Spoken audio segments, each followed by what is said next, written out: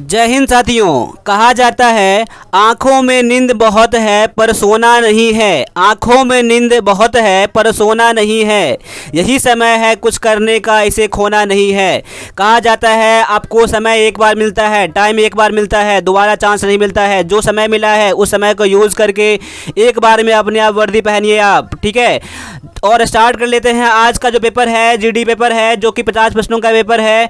और आज देखेंगे 50 प्रश्नों का सॉल्यूशन और अपने आप को चेक करें लाइव टेस्ट में कि 50 क्वेश्चन में से कितना कर पाते हैं। जैसा इसमें क्वेश्चन है उसी तरह के आपके एग्जाम में क्वेश्चन आएंगे। आपके ऐसे क्वेश्चन आ चुके हैं, ऐसा क्वेश्चन आएंगे। तो आज से आपका सीरीज स्टार्ट हो रहा है आर्मी जीडी का, जो डेली 9 बजे मिलेंगे।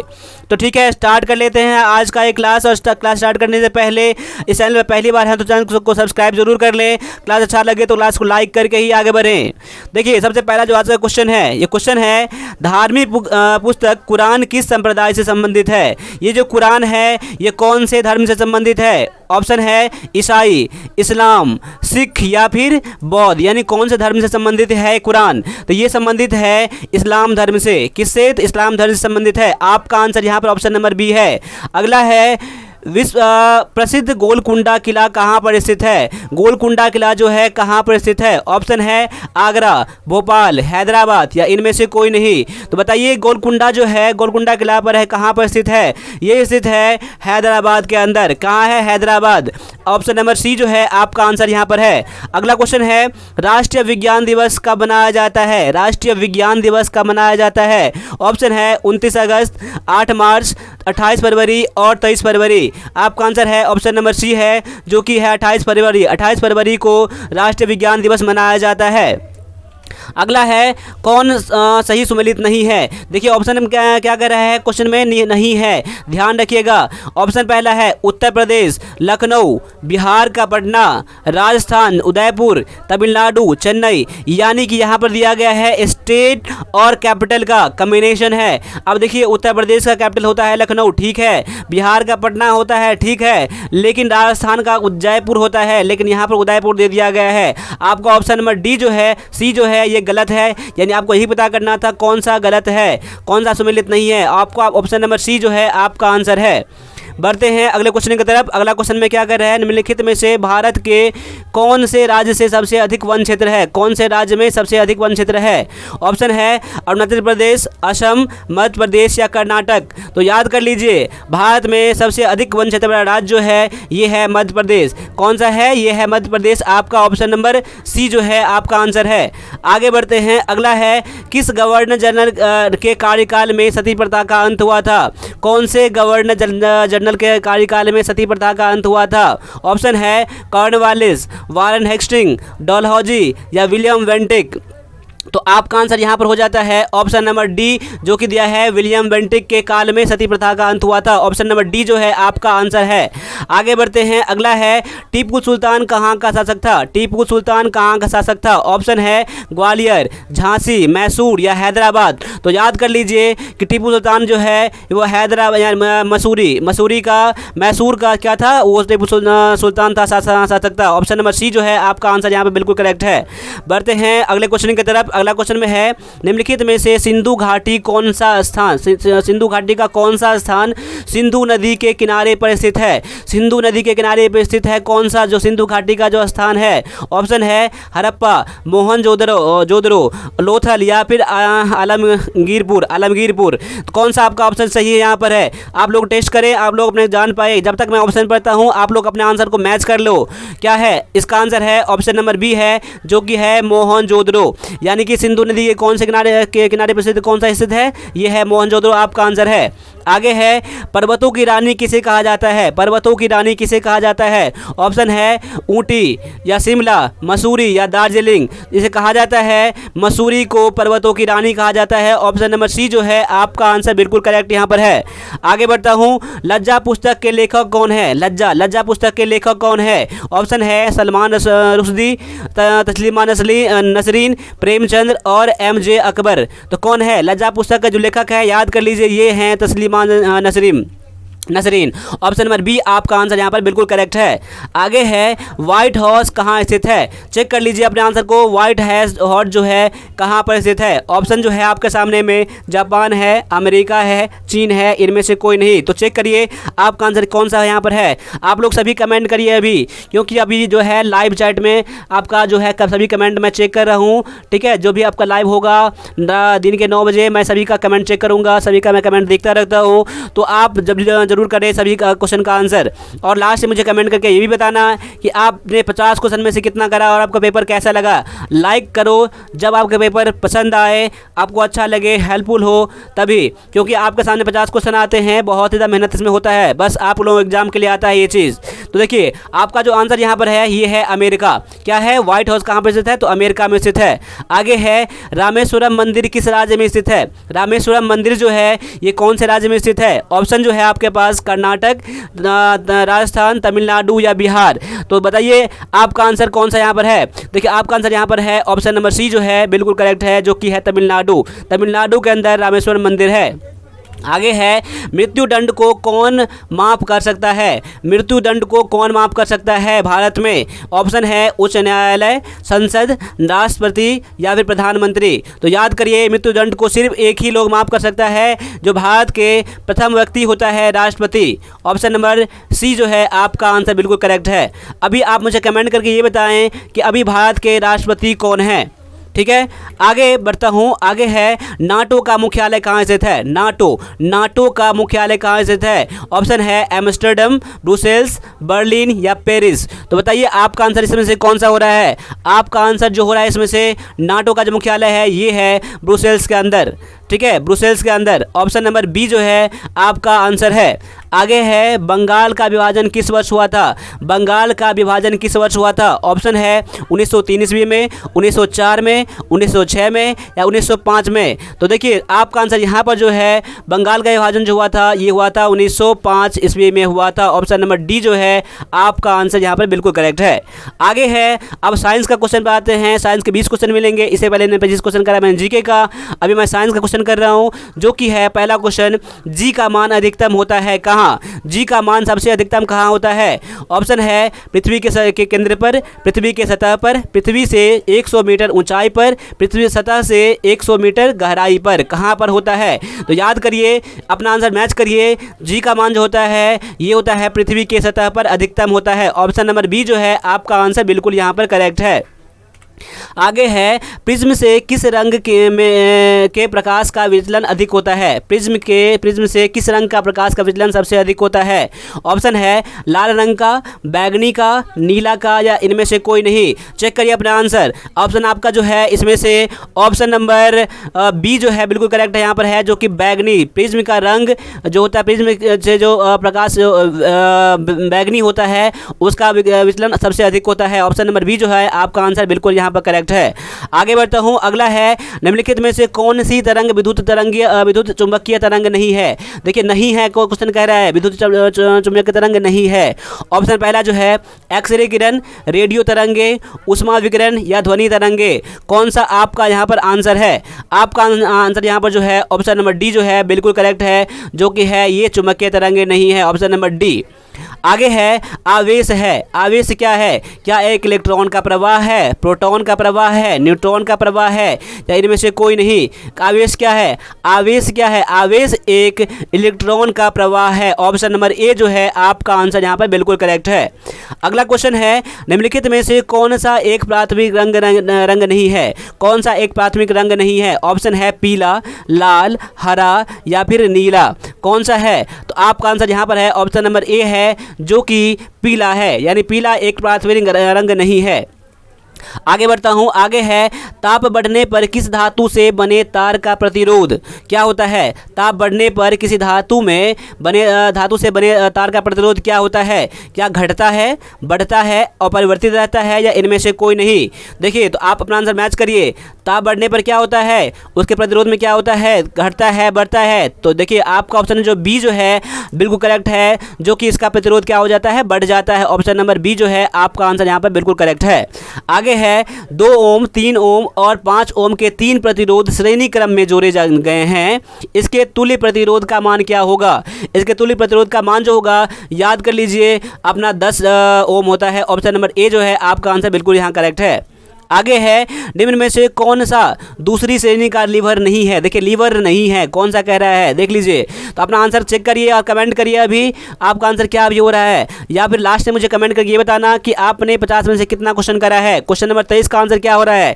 सुपारी काटने का सरौता या फिर तराजू, दरवाजा या एक पहिया का ठेला, क्या होता है? ये होता है तराजू। ऑप्शन नंबर बी जो है आंसर यहाँ पर बिल्कुल करेक्ट है। अपने आंसर आपसे जरूर मैच करें और सही सही बताएं कि आप इसमें से कितना क्वेश्चन सही सही कर रहे हो। झूठ बोलने की कोई जरूरत नहीं है, दिखाने की कोई जरूरत नहीं है, आप रियल बोलो। अगर आप इसमें 10 ही क्वेश्चन करते हो तो कोई बात नहीं, आज अपना ईमानदारी से मुझे बताना कि आप 10 के 50 क्वेश्चन में से कितने करते हो। अगर आज ईमानदारी से बताओगे कि आपने 10 ही क्वेश्चन करा है, कल आप जरूर बताओगे, जरूर मेहनत करोगे अपने आप को, क्योंकि अपने आप से झूठ नहीं बोलते हो आप। इसलिए जो भी क्वेश्चन बनता है, जितना क्वेश्चन बनता है आप कमेंट करके जरूर बताओ आप, ठीक है। और अपने मन में जुनून लाओ, अपने आप में जुनून लाओ कि इस बार मुझे करना है जो टाइम मिला है आपको, ठीक है।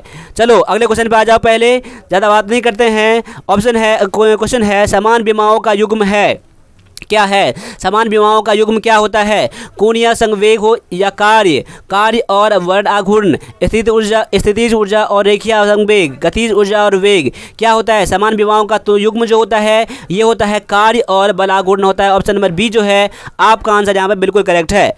आगे है मुख्य फ्यूज परिपथ में किस तार से जोड़ा जाता है? मुख्य फ्यूज जो होता है परिपथ में किस तार से जोड़ा जाता है? ऑप्शन जो है पहला आपका मुख्य धारा का तार या उदासीन तार या भू गर्भित तार या इनमें से कोई नहीं, क्या होता है? आपका आंसर हो जाएगा ऑप्शन नंबर ए हो जाएगा। क्या हो जाएगा? मुख्य धारा तार हो जाएगा। मेन करंट वायर में जोड़ा जाता है मुख्य फ्यूज, ठीक है। ऑप्शन नंबर ए जो है आपका आंसर यहाँ पे बिल्कुल करेक्ट है।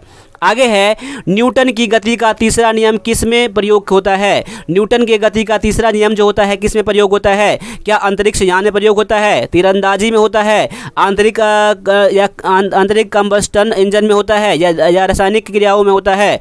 तो याद कर लीजिए गति का जो तीसरा नियम है, न्यूटन का तीसरा जो नियम है ये तीरंदाजी में प्रयोग होता है। ऑप्शन नंबर बी जो है आपका आंसर यहाँ पर बिल्कुल करेक्ट है। आगे बढ़िए, अगला क्वेश्चन देखिए, अगला क्वेश्चन का आंसर कीजिए आप लोग और चेक करिए अपने आंसर को। क्वेश्चन है अल्फ्रेड नोबेल ने किसकी खोज की? अल्फ्रेड नोबेल ने किसकी खोज की? Who invented Alfred Nobel? Who invented यानी कि किसकी खोज की? व्हाट इन्वेंटेड, ठीक है। यानी कि ऑप्शन जो पहला जो है TNT का या हैंड ग्रेनेड का, अमोनियम या परक्लोरेट का या फिर डायनामाइट का, किसने किसका खोज किया, किसने खोज किया? तो अल्फ्रेड नोबेल ने डायनामाइट की खोज किया। ऑप्शन नंबर डी जो है आपका आंसर यहाँ पे बिल्कुल करेक्ट है। आगे बढ़ते हैं, ध्वनि तरंगों को विद्युतीय तरंग में बदलता है, ध्वनि तरंग को विद्युतीय तरंग में क्या बदलता है? क्या सोनोमीटर बदलता है, माइक्रोफोन बदलता है, कान का फोन बदलता है या इनमें से कोई नहीं? क्या तो ध्वनि तरंग को विद्युत तरंग में कौन बदलता है? ये बदलता है माइक्रोफोन। ऑप्शन नंबर बी जो है आपका यहाँ पर आंसर बिल्कुल करेक्ट है। आगे बढ़ते हैं, अगला क्वेश्चन में क्या कर रहा है देख लीजिए। बहुत अच्छा सा क्वेश्चन है आपके लिए, जितना मैंने क्वेश्चन लाया है बहुत ही अच्छा क्वेश्चन लाया है और वेरी वेरी इंपॉर्टेंट क्वेश्चन लाया है आपके लिए, आपके एग्जाम के लिए बहुत ज़्यादा आपको हेल्प करने वाला है ये। ऐसा क्लासेस आपको बहुत ही कम देखने के लिए मिलेगा आपको, इसलिए चैनल पर पहली बार हम जो चैनल को सब्सक्राइब अभी तक नहीं करा है तो अभी भी चैनल को सब्सक्राइब कर सकते हो और एक लाइक ज़रूर कर सकते हो। क्लास देखने के बाद एक शेयर ज़रूर कर देना आप लोग, ठीक है।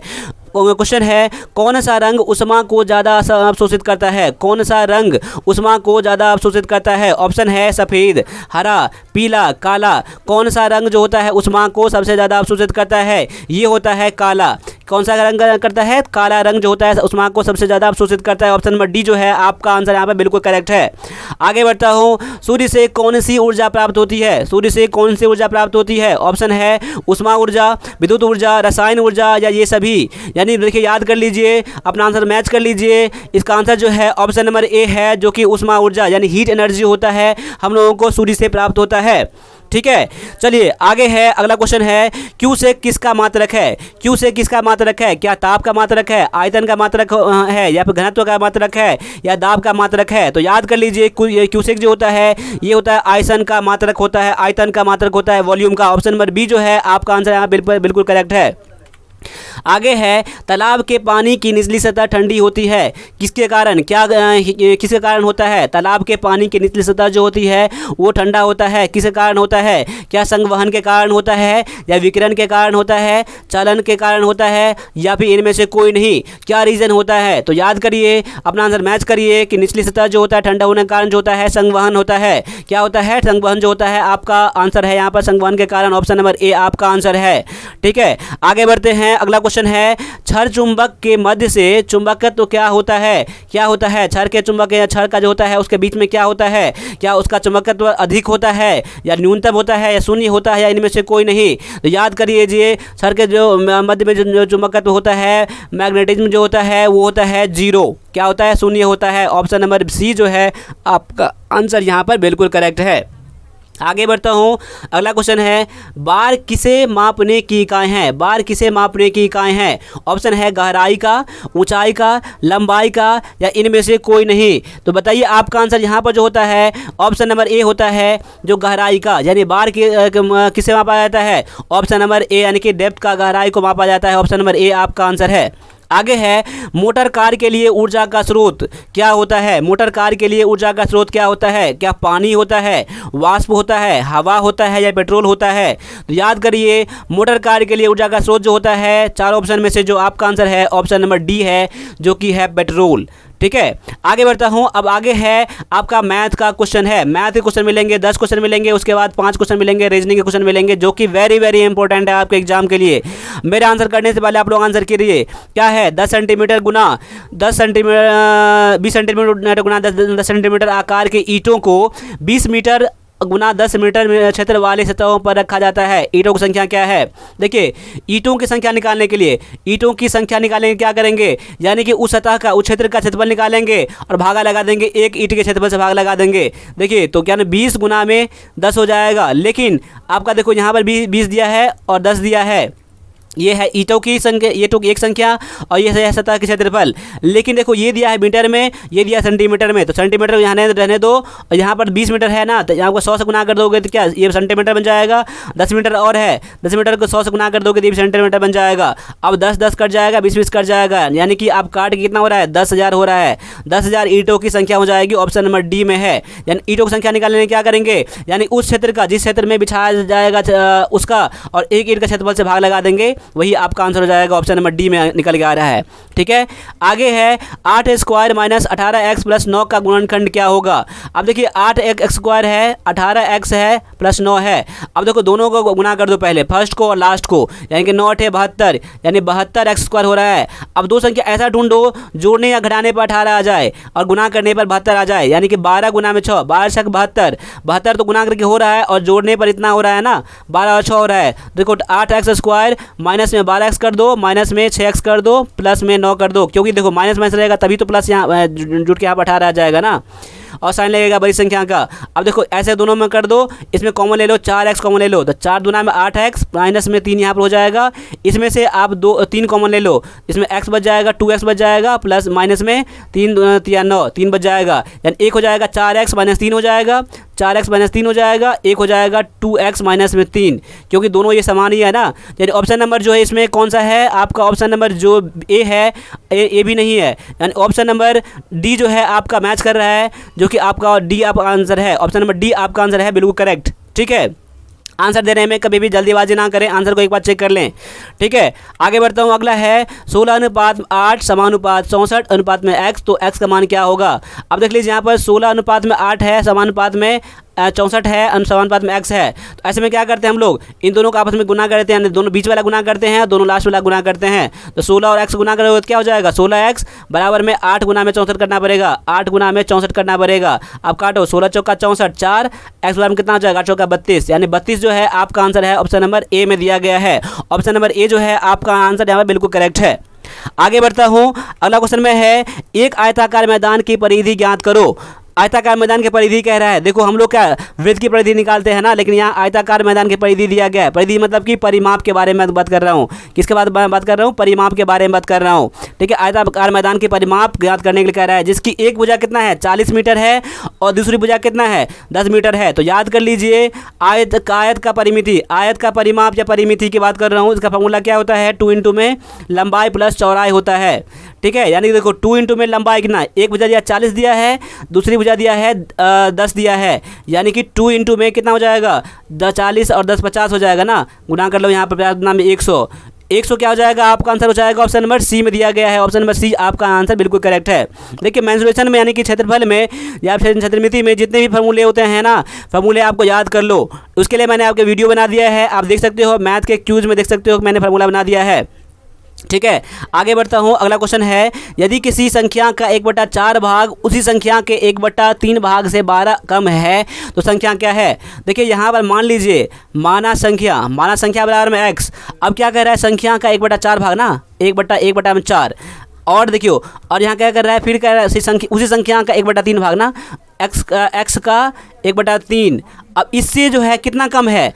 इससे कितना कम है? ये जो कितना कम है? तो 12 कम है। 12 कौन कम है? ये कम है 12 ना। गौर करो, क्वेश्चन पर गौर करो। इतना भाग जो है इस संख्या के इतना भाग से कम है, इतना भाग से कम, ये कम तो ये है, कम ये है, तो इसमें आप प्लस कर देंगे। आप जो कम रहेगा उसी को प्लस करेंगे। अब देखो क्या करो, ये हो जाएगा x/4 प्लस में 12 बराबर में x/3। अब इसको क्या इस तरफ मैं कर देता हूँ, 12 एक तरफ बच जाएगा, यानी ये प्लस में है ना, इस तरफ लाऊंगा तो माइनस में हो जाएगा ये, यानी यहाँ पर क्या हो जाएगा x प्लस में 3 माइनस में x/4 बराबर में 12।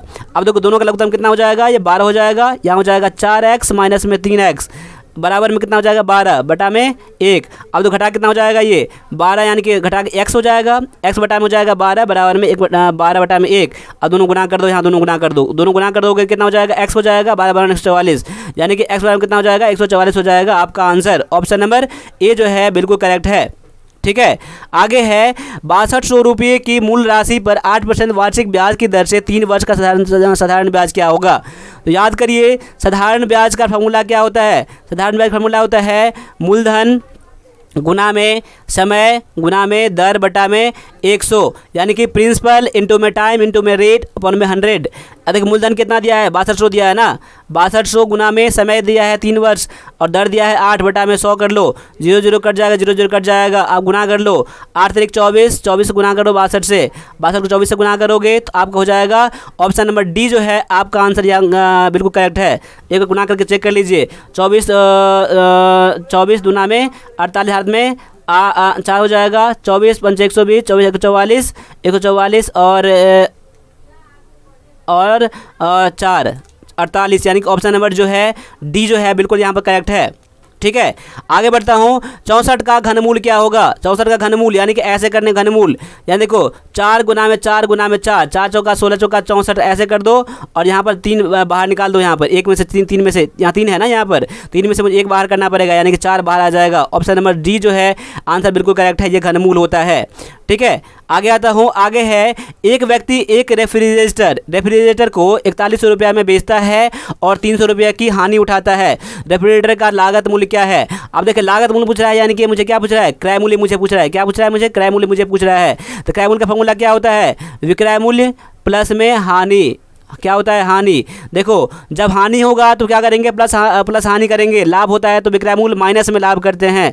यहाँ हानि हो रहा था, विक्रय मूल्य यहाँ कितना था? 4100 था और हानि था 300 रुपया हानि था, यानी कि 4400 क्या हो जाएगा? आपका हो जाएगा लागत मूल्य, जो कि क्रय मूल्य कहलाता है। ऑप्शन नंबर बी जो है आंसर यहाँ पर बिल्कुल करेक्ट आपका है।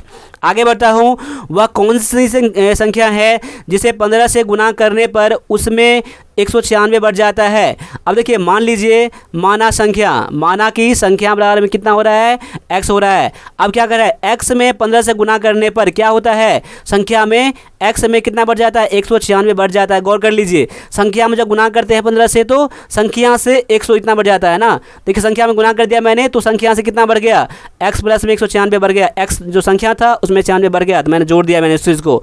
अब ऐसे ही करोगे आप भी, क्या हो जाएगा? 15x बराबर में x प्लस में 196, यानी कि इस तरफ इसको इस तरफ करना पड़ेगा इसको, तो कितना हो जाएगा? 14x हो जाएगा ना, क्योंकि इस तरफ माइनस में आ जाएगा ना, 14x हो जाएगा, 196 यहाँ हो जाएगा।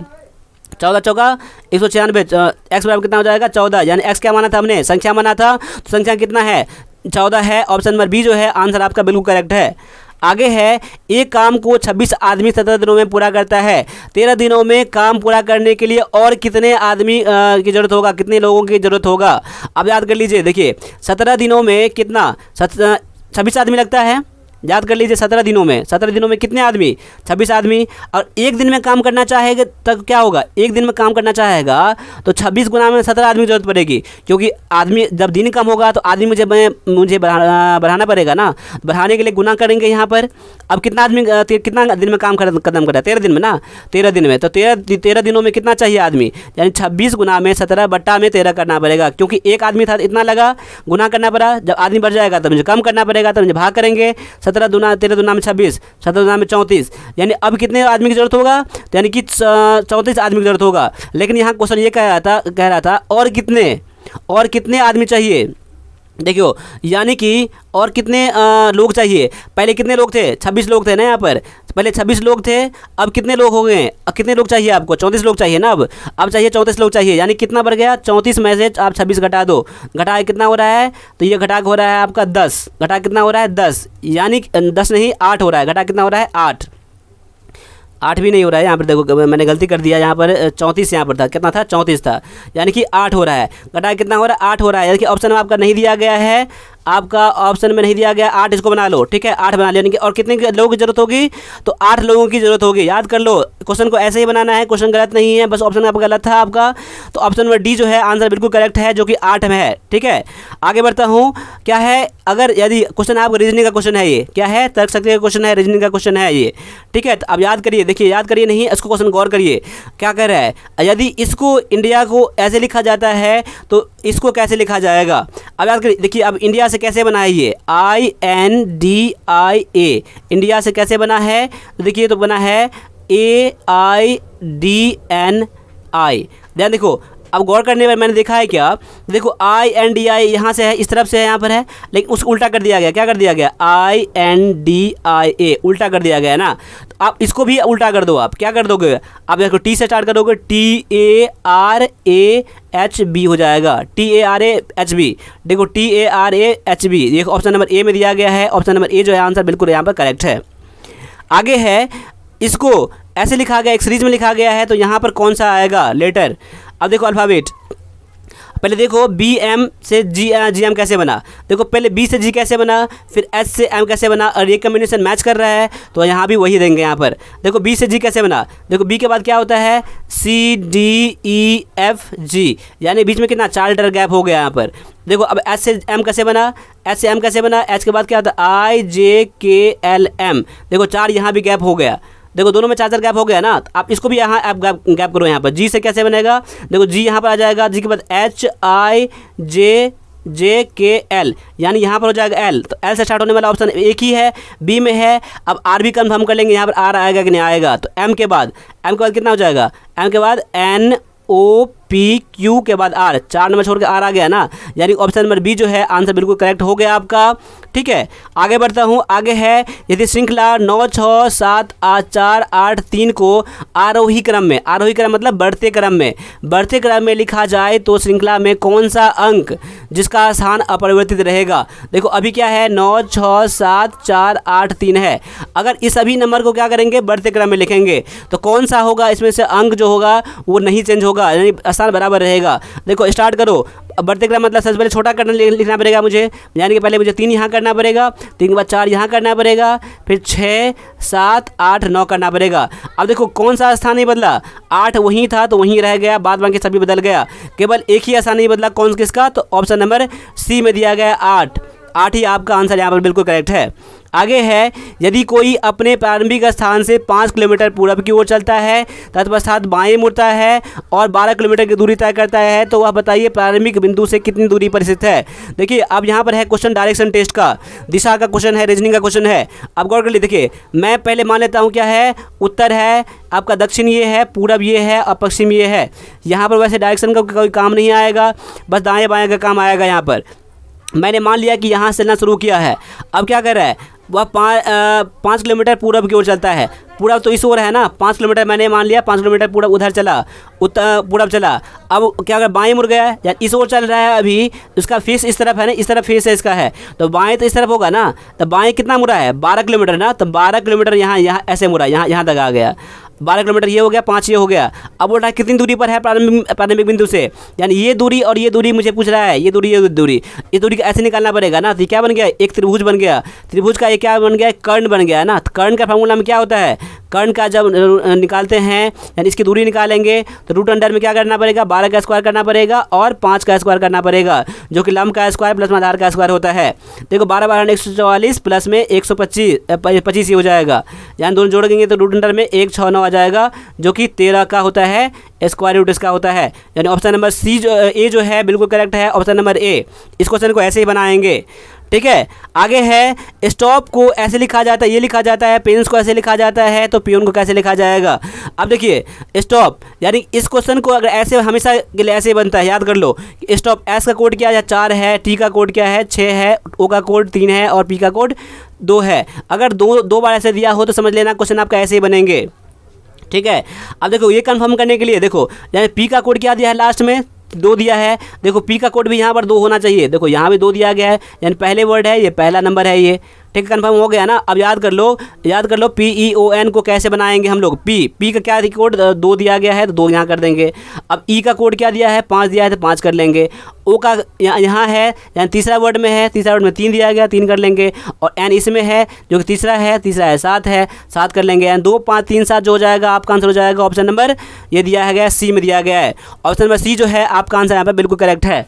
तो आज मैंने करा है 50 क्वेश्चन करा है आपके लिए, और क्लास कैसा लगा है आप मुझे कमेंट करके जरूर बताना है, ठीक है। और साथ साथ में अगर आर्मी के एग्ज़ाम के लिए कोई वीडियो कोर्स लेना चाहते हैं, अगर आप आर्मी क्लर्क के लेना चाहते हैं, क्लर्क का वीडियो कोर्स है, आप अगर फ्रेंड कोई साथी अगर है तो आर्मी क्लर्क इंग्लिश का कोर्स जो है ये वीडियो कोर्स है, क्लर्क इंग्लिश का कोर्स चल रहा है वो ज्वाइन कर सकते हैं। और आर्मी GD के लिए मैथ का कोर्स चल रहा है, और टेक्निकल के लिए मैथ का कोर्स चल रहा है, और इंग्लिश चल रहा है आर्मी क्लर्क के लिए, तो कोई सा भी कोर्स ज्वाइन